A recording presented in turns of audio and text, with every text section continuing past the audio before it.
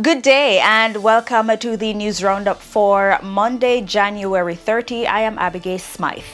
Among the stories in this evening's newscast, a 13-year-old girl stabs 19-year-old brother to death in St. James. 4 men shot and killed in West Kingston. 24-year-old man charged in connection with death of his 8-month-old child. Hundreds of motorists brave scorching sun and lengthy wait to clear outstanding traffic tickets before new Road Traffic Act comes into effect. Local government elections due by the end of next month unlikely to be held. In business, Jamaica strengthening trade ties with Guyana. In the region, a core of dry season over the next 3 months, forecast to be somewhat less intense than usual for the Caribbean. Further overseas, World Health Organization says COVID-19 remains a global health emergency. And in sports, Mount Pleasant extend their lead atop the points table in the Jamaica Premier League. Teach them! Always make sure the message reach them! Now for the news in detail. The St. James Police are investigating the circumstances that led to the stabbing death of a 19-year-old man by his 13-year-old sister. The incident happened around 9 o'clock Sunday morning in Tucker, Irwin in St. James. The deceased has been identified as Demetrius Walker. It is reported that the 19-year-old and his sister were at home when they got into a dispute.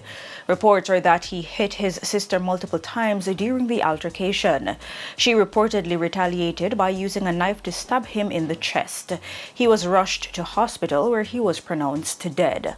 4 men were shot and killed in West Kingston on Saturday. In an incident at approximately 5 p.m. on Luke Lane, 42-year-old Randy Robinson and 31-year-old driver Terrence Stammer Forsyth were killed. 2 other men were reportedly shot and are nursing gunshot wounds. Robinson was visiting relatives and was accosted by unknown assailants who shot and killed him. 3 other men were also shot. Forsyth succumbed to his injuries.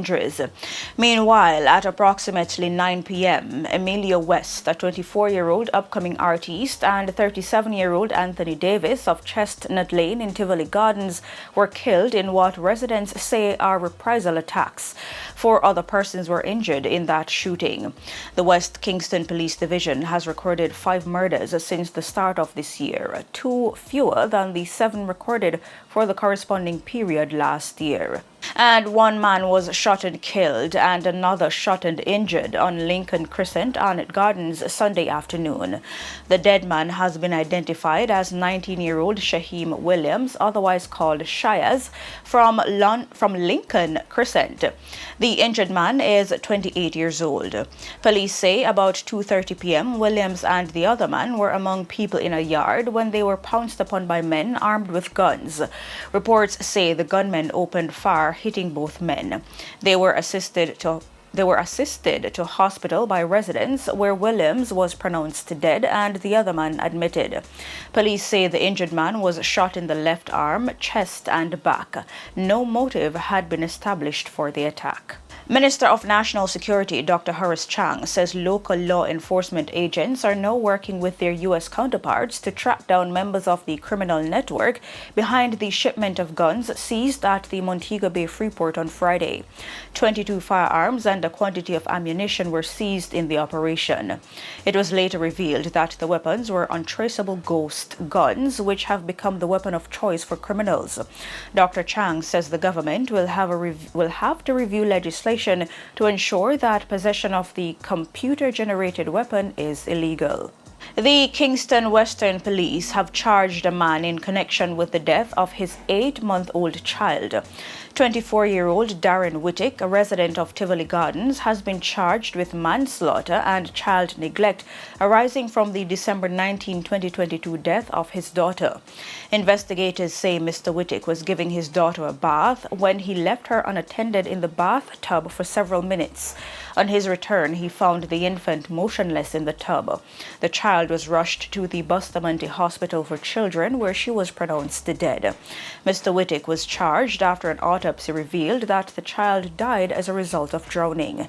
He is booked to appear in court to answer to the charges. Hundreds of motorists braved scorching sun and lengthy waits to clear outstanding traffic tickets today, a day ahead of the February 1 implementation date for the new Road Traffic Act. The lines of people stretched as far as the eye could see along Melbourne Road and onto South Camp Road. Several motorists expressed frustration at the measures implemented to have the outstanding tickets cleared. I'm there from 9:30 and up to now I can't get through. Hope your son already yet. You understand me? Where the government are coming with, a stupidism coming with. You understand me? Better the government do better things than this. One motorist, Davion, who says he has about 40 traffic tickets, said motorists need more time. New road traffic act, if them are going to imply so much and have so much cost for them, why not just clean off the system then start over fresh, because them have a new ticket system, right? Where them have the reload and so forth, them stop the yellow pages, then get rid of the yellow pages, them work with the reload. No problem. So let's ask for me, I don't know what about this, I don't want amnesty no more time, just give us a clean slate. Clean slate. Another motorist suggested that it would have made more sense to use a bigger venue with several judges to have the matters speedily dealt with. Meanwhile, Director of Client Services, Communication and Information at the Court Administration Division, Kadish Fletcher, noted that the court list is exhausted and for some motorists it may be too late. If you don't have a traffic court date for today or tomorrow, I wouldn't suggest that you come down at this stage. All that's gonna happen is you're gonna get a stamp on that printout and you're gonna be told to come back at a future date. We have a court list that is exhaustive right now, and so we are unable to list many other persons at this point. So if you don't have a date for tomorrow, we wouldn't encourage you to come down. If you have 1 to 3 tickets and you have some time to wait, you can come down. We'll search for those tickets and have you listed for court. But just please be patient because there's going to be a little wait. The Court Administration Division has asked motorists who have paid tickets that are still showing as being in arrears to email their name, TRN, and receipt where possible to service@cad.gov.jm. The new Road Traffic Act comes into effect on Wednesday, February 1, and according to Transport Minister Audley Shaw, it is aimed at curbing indiscipline in the traffic environment and will see motorists facing tougher sanctions for breaching the rules. In the meantime, more than 30 sixth form students at the York Castle High School in St. Anne can now legally get behind the wheel. On Friday, they passed the Island Traffic Authority's written road code test and will receive their learner's permit. Driver's education was added to the school's curriculum in 2014, but Friday was the first time the institution partnered with the Island Traffic Authority to have students sit the test. York Castle High School principal Raymond Treasure says the course was added because it is among the skills the school thinks is necessary. Looking ahead at the viability of the program, the principal is hoping to get help from both the state and the private sector. Under the new Road Traffic Act, a road code test must be taken to be granted a provisional driver's license or learner's permit. Another test must be successfully completed within 6 months in order to obtain a driver's license. General Secretary of the Jamaica Labour Party, Dr. Horace Chang, says the local government elections, constitutionally due by the end of next month, are unlikely to be held. Director of Elections Glaspole Brown says the government has not approved the budgetary allocation needed to execute the election.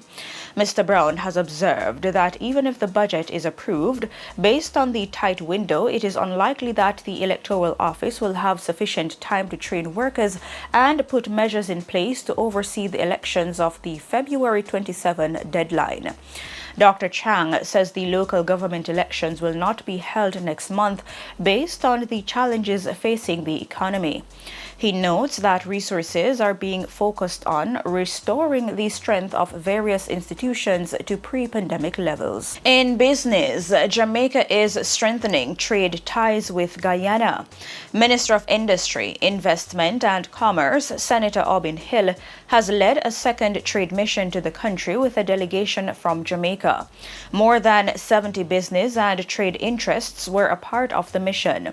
Senator Hill says the move is to drive exports and investments between Guyana and Jamaica, which he hopes will create strategic alliances and help expand the economy. Vice President of Guyana, Dr. Bharat Jagdeo, says the partnership will lower unemployment while also enhancing infrastructure and the housing stock. In the region, the Barbados-based Caribbean Climate Outlook Forum, CARICOF, says with the likely exception of the Bahamas, Cayman Islands and Cuba, the core of the dry season over the next 3 months is forecast to be somewhat less intense than usual, with a few more wet days and wet spells than usual. CARICOF says with little chance of excessive rainfall through March, marginal to slight potential for flooding, flash floods, and cascading hazards is forecast for most areas. CARICOF also notes that no significant episodes of heat discomfort are expected through March, but heat waves may occur in April, particularly in Belize, Cuba, Jamaica, and Trinidad. On the international scene, the World Health Organization, WHO, says COVID-19 remains a global health emergency after a key advisor panel found the pandemic may be nearing a transition point where higher levels of immunity can lower virus-related deaths. The WHO says the world is in a far better situation than a year ago when the highly transmissible Omicron variant was at its peak.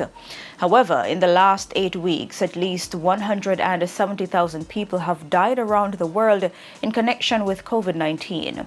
The organization has called for at-risk groups to be fully vaccinated, an increase in testing and early use of antivirals, an expansion of lab networks, and a fight against misinformation about the pandemic. The WHO released the findings of its emergency committee on the pandemic, which reported that some 13.1 billion doses of COVID-19 vaccines have been administered, with nearly 90% of health workers and more than 4 in 5 people over 60 years old having completed the first series of jabs. And finally, in sports, Mount Pleasant extended their lead atop the points table in the Jamaica Premier League after edging Humble Lion 1-0 on Sunday in their first round game. The win took Mount Pleasant to 27 points from 12 games, 5 points ahead of second place Cavalier FC, who play on Monday, while Humble Lion stayed in third place. Despite being held 0-0 by Chapelton Maroons, Dunbeholden are in fifth place on 19 points, same as defending champions Harbourview, who have played a game less. Waterhouse came from a goal down to earn a 1-1 draw against Portmore United. Vere United earned their first win of the season, edging winless Falkland 1-0. And in the West, Montego Bay United were beaten 3-0 by Tivoli Gardens, who got 2 early goals in the 12th and 15th minutes. And that's it for your news roundup for today. I'm Abigail Smythe. See you next time. Teach them! Hey, yo, hello! Send the message and make it reach them. It's teach them. Right here, Warlord representing. Thank you for watching. Like the video before you go. Please subscribe if you haven't done so. And remember to share the video with your friends and family. And browse the channel for more quality content. Until next time, walk good, my friends. Teach them!